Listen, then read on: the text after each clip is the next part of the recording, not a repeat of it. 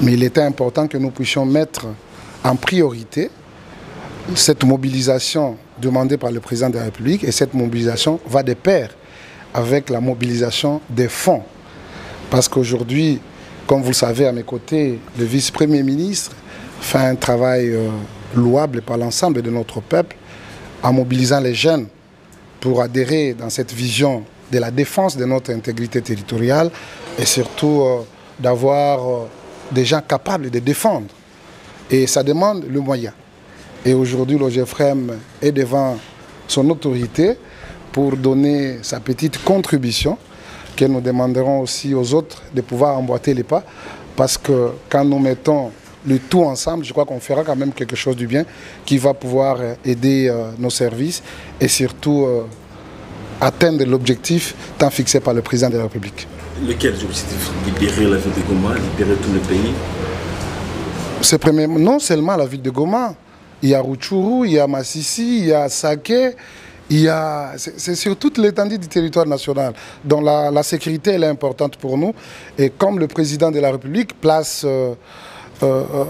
ses besoins justement en priorité, et nous sommes là pour l'accompagner. Lui, c'est le général, et nous sommes les troupes. C'est un devoir et une obligation, un devoir patriotique. La nation congolaise est malade, la nation est menacée de disparition par les ennemis du peuple congolais. Principalement les Rwandais avec son président, Paul Kagame.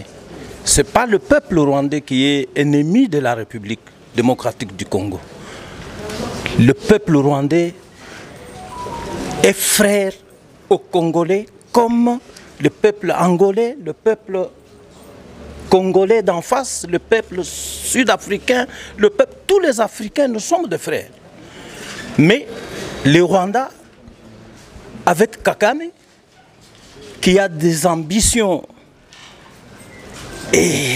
expansionnistes et hégémoniques, qui veut que la République démocratique du Congo devienne son pays, est en train de menacer notre existence, notre intégrité territoriale. C'est une guerre injuste qui nous oppose. Et cette guerre tue, viole, commet des meurtres, pille nos ressources et menace l'intégrité territoriale et l'existence même juridique et politique de notre nation. Quand le commandant suprême se met debout, parce que dans ce genre de situation, les meilleures troupes, c'est le peuple congolais. C'est la population dans son ensemble.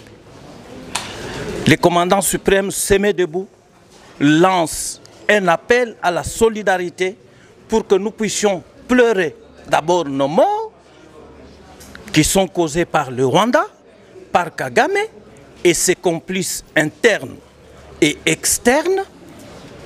Il demande à la population de se mobiliser comme un seul homme, chacun avec son énergie physique, avec sa capacité ou sa puissance spirituelle et aussi sa capacité matérielle à intervenir. L'OGFREM ne peut pas faire la différence. Cet appel, cette mobilisation concerne l'ensemble de la population congolaise dans toutes ses couches et concerne toutes les forces vives de la République. Et ne pouvait pas laisser indifférent l'OGFREM. C'est comme ça que, pour répondre à cet appel, pressant d'ailleurs, parce que nous sommes en train d'assister, de pleurer les morts, il y a un flot de sang qui est en train de couler à l'est de la République. Nos parents sont en train de mourir. Je crois que nous ne pouvions que nous presser. Nous ne pouvions que nous imposer ces sacrifices pour répondre positivement à l'appel du chef de l'État, en même temps continuer à veiller la conscience de tous les peuples congolais, qu'on soit sentinelle, qu'on soit ouéo, qu'on soit donc motard, qu'on soit taximène, même chômeurs, ailleurs, tout le monde se mobilise pour sauver la nation. Donc cette mobilisation n'épargne personne. Nous, comme établissement public, comme une entreprise de l'État, nous sommes les bras séculiers de l'État congolais. Nous ne pouvions pas croiser les bras. Nous nous sommes dit qu'avec tout ce que nous pouvions trouver dans notre caisse de disponibles, qu'on se précipite à mener pour soutenir nos forces armées au front, nos militaires, nos combattants, pour qu'on puisse soutenir les patriotes Wazalendo, pour qu'on puisse aussi être solidaire avec toute cette population qui est victime de ces affres de guerre injustes qui nous est imposées par le Rwanda. Nous